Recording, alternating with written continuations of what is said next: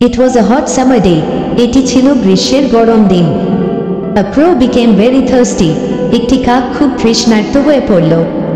It began to move here and there in search of drinking water, but in vain.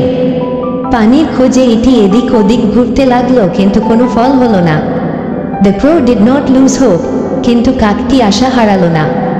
At last he found a jar at a little distance. অবশেষে সে কিছুটা দূরে একটি কলস দেখতে পেল। Out of curiosity it flew to the jar. কৌতূহলবশত সে কলসটির কাছে উড়ে গেল। It found a little water at the bottom of the jar, and the level of the water was beyond the reach of the crow. সে দেখল কলসের তলায় একটু পানি আছে, কিন্তু পানির স্তর তার নাগালের বাইরে। The extremely thirsty crow tried its level best to drink the water from the jar, but all its attempt ended in smoke. অত্যন্ত তৃষ্ণার্ত কাকটি পানির জন্য প্রাণপণে চেষ্টা করল, কিন্তু তার সব চেষ্টা ব্যর্থ হল। In the meantime, it saw some pebbles around the jar. এমন সময় সে কলসের চারপাশে কিছু কঙ্কর দেখতে পেল। Thinking for a while, the thirsty crow started to drop the pebbles into the jar one by one.